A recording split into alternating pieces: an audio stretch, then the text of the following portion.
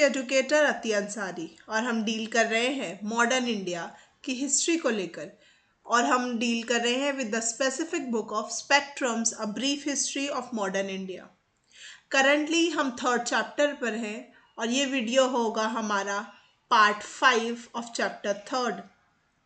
पिछले वीडियो में हमने फाइनली देखा what is the end of Portuguese in India और कैसे arrival of other European powers उसे उसके डिक्लाइन की तरफ ले जाता है। साथ ही साथ हमने अदर पॉइंट्स भी देखे जैसे कि उनका रिलीजियस प्रोसिक्यूशन, पायरेसी, रॉबरी और different methodology that they have used with regard to the navy and the construction of India के ओशन ट्रेड के बारे में। कैसे उन्होंने इंडिया को बहुत कुछ सिखाया about the technology in water. साथ ही साथ वी हैव ऑल्सो सीन कि कैसे उनके हेडक्वार्टर्स और उनका इम्पोर्टेंट लोकेशन गोवा से फाइनली ब्राज़ील की तरफ शिफ्ट हो जाता है और arrival of European powers other than them leads them out of India. So, let's learn about a new European power today, and that was the Dutch. Let's begin.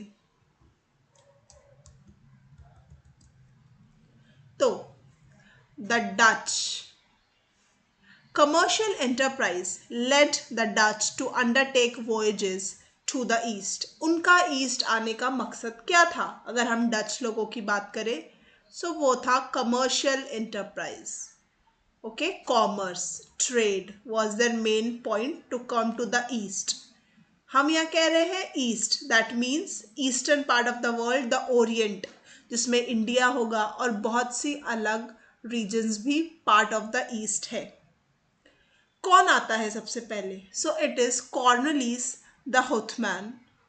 ये होंगे पहले Dutchman जो कि सुमात्रा और बंताम पहुंचते हैं 1596 में। सुमात्रा आइलैंड्स है, जावा, सुमात्रा नियर इंडोनेशिया। सो यहाँ पर वो पहुंचेंगे सुमात्रा और बंताम में अराउंड 1596 में। और हम देखते हैं कि 1602 में जो स्टेट्स जनरल ऑफ नेदरलैंड्स है वो अमालगमेट करेगा, जोड़ेगा बहुत सारी छोटी छोटी ट्रेडिंग कंपनीज को of Netherlands. Okay, one more thing, Netherland और Dutch, are we getting confused? Netherland के लोगों को डच कहा जाता है, ओके, जैसे इंडिया के लोगों को इंडियंस कहा जाता है। सो जो नेदरलैंड की छोटी छोटी ट्रेडिंग कंपनीज होगी उनको एक कंपनी में जोड़ा जाएगा और उसे वो कहलाएगी East India company of Netherlands. और ये कंपनी के पास पावर होगा नेदरलैंड के साइड से वॉर कैरी आउट करने का, ट्रीटीज बनाने का दूसरी इंपॉर्टेंट पावर्स के साथ ही साथ पोजीशन करने का टेरिटरीज का, और फोर्ट और फोर्ट्रेसेस बनाने का ताकि उनकी पॉलिटिकल पावर इंटैक्ट रहे। ये जो पावर थी नेदरलैंड्स की, the power of the Dutch, जो उनकी कंपनी थी, उसे सिर्फ ट्रेड करने के लिए पावर्स नहीं दी गई थी। दे हैड द पावर कि आप पॉलिटिकली भी काम कर सकते हैं, टेरिटरीज को पजेस कर सकते हैं, हमारे लिए ट्रीटीज साइन कर सकते हैं, even you can carry out wars for us. Okay, अब हम देखेंगे डच सेटलमेंट्स क्या थे इंडिया में। So we would see a lot of names. Okay, जब वो अराइव करते हैं इंडिया में तो उन्होंने अपनी जो पहली फैक्ट्री बनाई थी वो थी मसूलीपट्टनम में, आंध्र प्रदेश में, south India. Of course they all this is the southern tip of India. और जितने भी, और ये अगर हम कहें कि दिस इज समवेयर अफ्रीका का coast and this is the Cape of Good Hope. जैसे कि हमने पिछले वीडियो में मैप से देखा था कि ये यूरोप है यहाँ पर। जितने भी लोग यहाँ से आएंगे केप ऑफ गुड होप से, वो लोग सब साउथ इंडिया पर ही आएंगे, the tip of south India. Again उनकी जो पहली फैक्ट्री होगी वो मसूलीपट्टनम में होगी, आंध्र प्रदेश में। 1605 का वक्त है ये। फिर वो आगे जाएंगे और ट्रेडिंग सेंटर्स बनाएंगे ऑल ओवर इंडिया, और ये बहुत ज़्यादा डिफरेंट डिफरेंट प्लेसेस पर बनाएंगे जहाँ पे पोर्चुगीज़ ने कुछ किया नहीं था with regard to having that trading centres. और इस तरह वो एक थ्रेट बन जाएंगे पोर्चुगीज़ के लिए।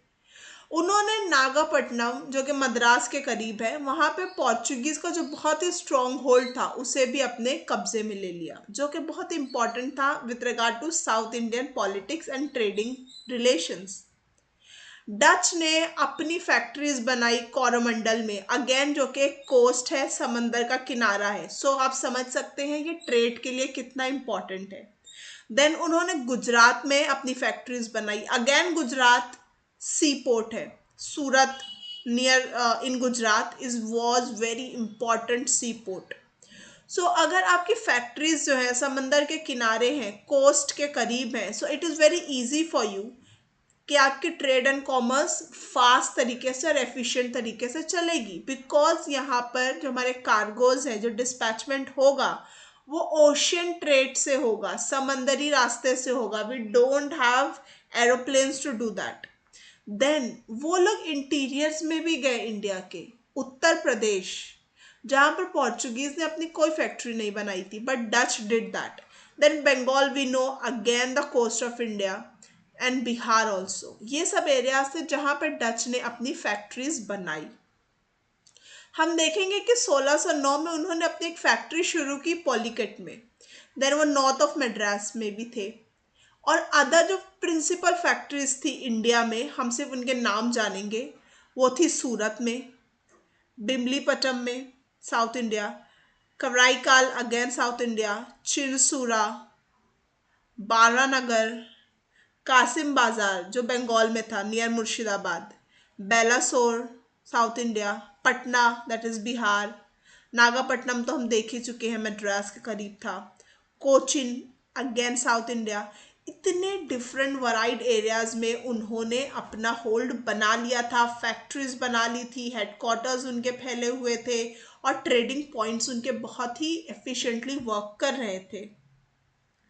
अब ये लोग जब पार्टिसिपेट करते थे और रीडिस्ट्रीब्यूट कर रहे थे while doing the trade, so उन्होंने क्या किया, they took to the islands of the far east various articles and merchandise from India. वो इंडिया से जो मर्चेंडाइज, जो कमोडिटीज, जो आर्टिकल्स ले जाते थे, वो फार ईस्ट के आइलैंड पर भी ट्रेडिंग अपने पॉइंट्स बना चुके थे। और ये लोग बहुत ज़्यादा इंटरेस्टेड थे in indigo trade and indigo manufacture. Indigo क्या होता है? इंडिगो एक तरीके का डाई होता है ब्लू कलर का, द नेम ओनली सेज। इसे हम हिंदी में नील भी कहते हैं। सो इसकी उन्होंने क्रॉप लगाना शुरू करवाया, यहाँ के लोकल्स के ज़रिए मैन्युफैक्चर करवाते थे वो इंडिगो। कहाँ पर? तो यमुना वैली में और हमारे सेंट्रल इंडिया में। हमने देखा कि कैसे उन्होंने यूपी, बिहार जैसे इंटीरियर्स ऑफ इंडिया में भी अपने कंट्रोल्स बढ़ाने शुरू कर दिए थे, और इसका एक रीज़न ऑफकोर्स यही था कि वो यमुना वैली में इंडिगो मैन्युफैक्चर करवाते थे। साथ ही साथ वो टेक्सटाइल, यानी जो कि कैलिकॉस, जो कॉटन ऑफ इंडिया था वो, उसके साथ साथ जो हमारा सिल्क था, जो कि बंगाल, गुजरात, कोरोमंडल जैसे एरियाज का बहुत ही इंपॉर्टेंट था। स्पेसिफिकली बंगाल के सिल्क बहुत ज़्यादा मशहूर थे, तो वो सिल्क की भी ट्रेड करते थे। Then salt, then opium. Okay, opium was another thing that they were really interested in trade for. Then of course the rice from the Ganga Valley, जो गंगा वैली थी वहाँ की राइस बहुत ही ज़्यादा फेमस थी, and it has a lot of demand in the Europe and जो फार of east के islands थे वहाँ पर भी। सो वो अ लॉट ऑफ डिफरेंट चीज़ों में डील करते थे। Let's just revise that once again. They were very much interested in indigo, textile, silk, salt, opium, rice, and many much more oriental luxuries. Okay, let's move ahead. हमने ये तो देख लिया कि डच वर्सेस पोर्चुगीज कैसे हुआ, how the Portuguese left and lost their things, but what about the very important power, European power, English और Dutch के साथ इनकी राइवलरी कैसे बढ़ी, कैसे चीज़ें ख़त्म हुई? Let's learn about that. तो जो इंग्लिश थे, जब डच इंडिया में थे उसी वक्त इंग्लिश भी जो थे, वो टाइम था राइजिंग ऑफ प्रोमिनेंस का, मतलब वो अपनी तरक्की पर थे और वो एक ऊंचे मकाम पर जा रहे थे। कहाँ पर? ईस्टर्न ट्रेड में, जो हमारी पूर्वी ट्रेडिंग फैसिलिटीज थी, वहां पर इंग्लिश बहुत ही प्रॉस्पर हो रहे थे। अब उनकी इस सक्सेसफुल यात्रा में, इस प्रॉस्पेरिटी में एक जो सीरियस चैलेंज था वो थे डच। उनके कमर्शियल इंटरेस्ट हिंडर हो रहे थे डच के जरिए, और इनकी ये जो कमर्शियल राइवलरी है देखते ही देखते एक ब्लडी वॉरफेयर यानी एक खूनी जंग में तब्दील हो गई। ऑफ कोर्स स्टार्टेड विथ ठीक है कि ये हमारे ट्रेड कॉम्पिटिटर्स हैं, बट स्लोली ये एक ब्लडी वॉरफेयर बन जाता है। That means we would see a lot of Anglo Dutch wars. कुछ इंडिया में होंगी, कुछ out of India other eastern parts में होंगी, and will learn about it. और अगर हम देखें कि अगर हम इसे एक मूवी कंसिडर करें तो क्या क्लाइमैक्स था इनकी इस दुश्मनी का, इस एनिमिटी का। सो डच और इंग्लिश की जो ईस्ट में एनिमिटी थी रीच्ड एट अम्बोयना। अम्बोयना क्या है? ये एक जगह का नाम है जो आज के इंडोनेशिया में है। ओके, एंड ये जो जगह है ये डच के कब्जे में थी, और डच ने इसे पोर्चुगीज से छीना था 1605 में। सो याद रखने की चीज़ है कि अम्बोयना में, जो कि एक डच प्रॉपर्टी थी, यहाँ पर एक मैसेकर हुआ, और इस मैसेकर में 10 इंग्लिश लोग और 9 जापानीज लोग 1623 में मारे गए। अब ये जो मैसेकर है ये इंग्लिश को बहुत ही एंगर करेगा, and they would be very very unhappy with the Dutch, और ये जो इनका एक राइवलरी है वो अपने टॉप मोस्ट पॉइंट पर पहुंच जाएगा। और ये कहाँ हुआ? ये हुआ अम्बोयना में, जो कि प्रेजेंट डे इंडोनेशिया का पार्ट है। Let's go ahead. ये जो इंसिडेंट है ये बहुत ही इंटेंसिफाई कर देगा, जैसा कि मैंने कहा, राइवलरी को इन दोनों यूरोपियन कंपनीज के बीच में, और बहुत ज़्यादा वॉरफेयर होगा, बैटल्स होंगी। लेकिन वो लोग रियलाइज़ करेंगे कि इसकी वजह से उनका ट्रेड डाउन जा रहा है, क्योंकि उनके जो अभी कंसंट्रेशन है वो वॉर पर भी आ गई है। सो ट्रेड उनका इफेक्ट हो रहा है। They are very smart people, so वो लोग एक कॉम्प्रोमाइज़ पर आएंगे 1667 में, और उसमें वो डिसाइड करेंगे कि British agreed to withdraw. British ने कहा कि हमारे जितने भी क्लेम्स हम इंडोनेशिया में कर रहे हैं, जैसे कि अम्बोयना में कर रहे थे और डिफरेंट पार्ट्स ऑफ इंडोनेशिया में था, हम सभी कैंसिल करते हैं, वी विदड्रॉ, कि हम वहां पर नहीं आएंगे। और डच को कहा गया कि आप इंडिया छोड़ दो, हम इंडोनेशिया में नहीं आएंगे, you don't come in India, और हमारी मोनोपोली रिस्पेक्टिव प्लेसेस में चलती रहेगी जैसा कि हम चाहते हैं। सो दे बोथ एक्सेप्टेड इट। और हम सोच रहे होंगे कि क्यों डच इंडिया से गए। जैसा कि हम कहते हैं कि इंडिया जो है ईस्टर्न गुड्स में इतना इंपॉर्टेंट पॉइंट ऑफ ट्रेड था, so how come Dutch just left. But they realise के बेटर होगा कॉन्सेंट्रेट करना, क्योंकि इंडोनेशिया में भी जो ट्रेड हो रही थी वो ईस्टर्न गुड्स की ही थी और बहुत प्रॉफिटेबल थी at that time. So they monopolise the trade in black pepper and spices, जो कि ईस्टर्न लग्जरीज में सबसे इंपॉर्टेंट हमेशा कंसिडर किए गए हैं। और फिर जो अदर इंपॉर्टेंट इंडियन गुड्स और कमोडिटीज थे जो डच जिसमें ट्रेड करते थे, हमने इसे पहले भी डिस्कस किया, that was silk, cotton, indigo, rice and opium. So जो एंग्लो डच वॉर्स हुई, जो वॉरफेयर्स हुई, उसमें हमने रियलाइज किया कि after continuous warfare, bloody warfare, दोनों ने डिसाइड किया और दे केम टू अ कॉम्प्रोमाइज। और वो कॉम्प्रोमाइज ये था कि डच इंडोनेशिया पे कॉन्सेंट्रेट करेंगे and they won't interfere in the hegemony and monopoly of Britishers India में। अब ये तो हो गए कि वो इंडिया को छोड़कर जा रहे थे, ना छोड़कर जाने की बजाय हम कहेंगे कि मोनोपोली नहीं रख रहे थे यहाँ पर। सो क्या और चीज़ें थी जो इसके डिक्लाइन में साबित होती हैं। एक तो हमने देख लिया कि एंग्लो डच वॉर थी। सो हम देखते हैं कि जो डच थे they got drawn into the trade of Malay archipelago. Archipelago क्या होता है? आर्चिपिलागो जो है एक ग्रुप ऑफ आइलैंड्स को आर्चिपिलागो कहा जाता है। ओके, ग्रुप ऑफ आइलैंड्स को, और एक दो आइलैंड्स नहीं, अ लॉट ऑफ आइलैंड्स। अगर हम मलाय आर्चिपिलागो की बात करें तो currently they have 25,000 group of islands, मतलब छोटे छोटे 25,000 आइलैंड्स हैं। जो डच थे वो वहाँ की ट्रेड में ज़्यादा इंटरेस्टेड हो गए। और जब थर्ड एंग्लो डच वॉर हुई 1672 से 1674 तक जो चली, इसमें उन्होंने रियलाइज किया और चीज़ें देखी कि कम्युनिकेशन कितना इम्पोर्टेंट रोल प्ले करता है। और इम्पॉर्टेंटली क्या हुआ कि जब सूरत था और जो जो द न्यू इंग्लिश सेटलमेंट था near Bombay got cut, due to which जो 3 इंग्लिश होमबाउंड शिप्स थी वो कैप्चर कर ली गई बे ऑफ बंगाल में। किनके जरिए? डच फोर्सेस के जरिए। और ये एक तरीके से बहुत ही ज़्यादा एंगर कर देगा इंग्लिश को, क्योंकि उनकी शिप्स जो है डच फोर्सेस ने कैप्चर कर ली हैं। और ऑफ कोर्स इसका रिटेलिएशन इंग्लिश करेंगे। ओके और ये बहुत ही ब्रूटल होगा। The retaliation resulted of course in the defeat of the Dutch, और डच इसमें हार जाएंगे और ये कहलाएगी द बैटल ऑफ हुगली। हमने पोर्चुगीज के साथ देखा था the siege of Hooghly, right, जो शाहजहां ने किया था। लेकिन ये होगा द बैटल ऑफ हुगली, जिसमें Dutch are going to lose it and Britishers are going to win this. But let's also learn कि जो हमारे हिस्टोरियंस हैं एडवांस हिस्ट्री और इंडिया के बारे में जो लिखते हैं, उनका क्या ओपिनियन है दिस ब्रिटिश और डच राइवलरी के बारे में।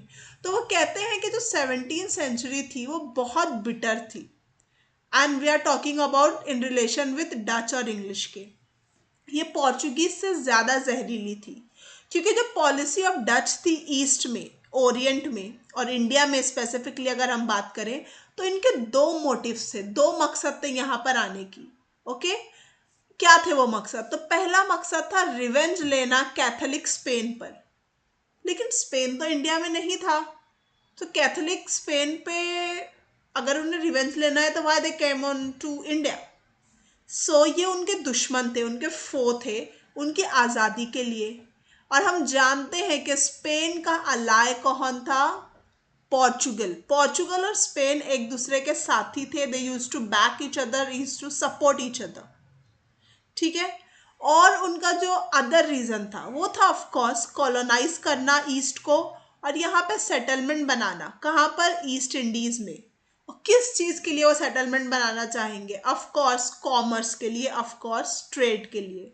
तो उनके दो रीजंस क्या थे? एक तो जो सबके होते हैं ट्रेड, और उसमें मोनोपोली बनाना और ज़्यादा से ज़्यादा बेनिफिट हासिल करना। लेकिन उनका फर्स्ट रीजन क्या था? स्पेन पे, जो कैथोलिक स्पेन है उसे हराना।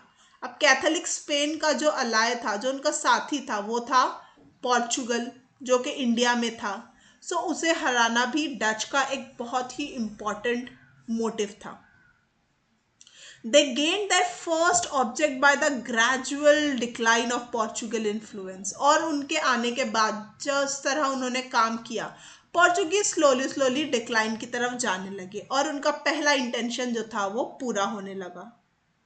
लेकिन the realization of the second object जो था ट्रेड में मोनोपोली कायम करना, उनकी यहाँ पर कॉलोनी कायम करना, वो उतना कामयाब नहीं हो पाया, क्योंकि वो एक बिटर कंपटीशन में लग गए। किसके साथ? इंग्लिश के साथ। एंड वी ऑल नो कि out of all the European power सबसे ज़्यादा स्मार्टली स्टैटिस्टिकली जिसने काम किया था वो इंग्लिश थे।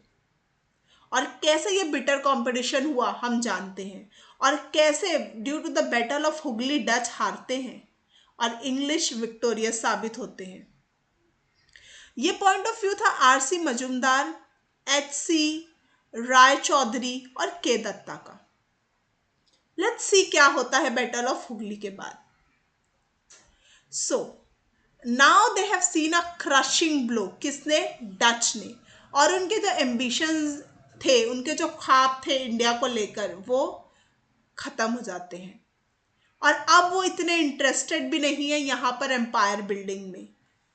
दे फेल्ट दैट कि एनीवे यहाँ पे बहुत ज़्यादा राइवलरी है विथ ब्रिटिशर्स स्पेसिफिकली, और इंडिया में जो उनके ड्रीम्स होते हैं कॉलोनी बनाने की, मोनोपोली हासिल करने की यहाँ की ट्रेड में, वो ख़त्म हो जाती हैं।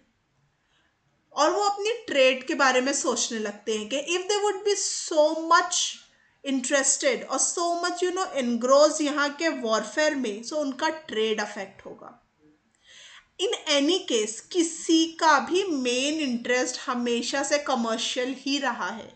वट एवर दिस से कि we want this also and that also, लेकिन अगर कोई चूज करने की बात होगी, कितने भी यूरोपियन पावर्स इंडिया में आए तो उनका मोस्ट स्पेसिफिक जो पॉइंट हमेशा से रहा है ट्रेड, कॉमर्स और ज़्यादा से ज़्यादा बेनिफिट हासिल करना इकोनॉमिकली। उनका जो इंटरेस्ट है वो स्लोली शिफ्ट हो जाएगा स्पाइस आइलैंड्स में, जो थे इंडोनेशिया में। इंडोनेशिया के जो आइलैंड्स थे वो बहुत ही स्पेसिफिकली मशहूर थे अपने स्पाइसेस के लिए। और हम जानते हैं कि ओरिएंट के स्पाइसेस की यूरोप में कितनी ज़्यादा मांग थी। वो लोग इंडिया से अपना फोकस शिफ्ट कर लेंगे इंडोनेशिया में। एंड यहाँ पे वो बहुत ही कामयाब भी साबित होंगे। दे अर्नड अ ह्यूज प्रॉफिट, क्योंकि यहाँ पर उनको सिर्फ बिजनेस करना था। They did not have such a huge power जैसे इंग्लैंड है या ब्रिटिशर्स जो उन्हें यहाँ पर राइवलरी दे रहे थे। इंडोनेशिया में ऐसा नहीं था। देयर दे प्रॉस्पर्ड और उन्हें बहुत प्रॉफिट हुआ स्पाइसेस में इंडोनेशिया में। ये थी हमारी सेकेंड यूरोपियन पावर, जो थे नेदरलैंड्स के डच, जो कि पोर्चुगीज को तो हराने में कामयाब होते हैं बट ब्रिटिशर्स का सामना नहीं कर पाते और अपना रास्ता बदल कर इंडोनेशिया की तरफ चले जाते हैं। यस, विद दैट आते हैं हम इंग्लिश के रूल की तरफ, जो है ब्रिटिशर्स। और हम सब जानते हैं कि इनका जो पावर है वो ट्रेड से शुरू होगा और कैसे वो स्लोली पॉलिटिक्स में एंटर करेंगे और इवेंचुअली हम इनकी कॉलोनी बन जाएंगे, हम इनके गुलाम बन जाएंगे। बट हमारा भी फ्रीडम स्ट्रगल होगा और finally in 1947 will get independence from Britishers.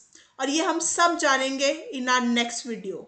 हम देखेंगे कि कैसे वो भारत में पहली बार आए, कैसे उन्हें ट्रेडिंग का यहाँ से फरमान मिला, कैसे उन्होंने दस्तक, जो अगेन एक पॉलिटिकल पेपर है, वो हासिल किया, ट्रेड में आगे बढ़े, कैसे ईस्ट इंडिया कंपनी बनाई और कैसे चीज़ें बदली, किनका उन्हें सामना करना पड़ा और कौन उनके सबसे बड़े राइवल बनकर उभरे। All of that will learn in our next video.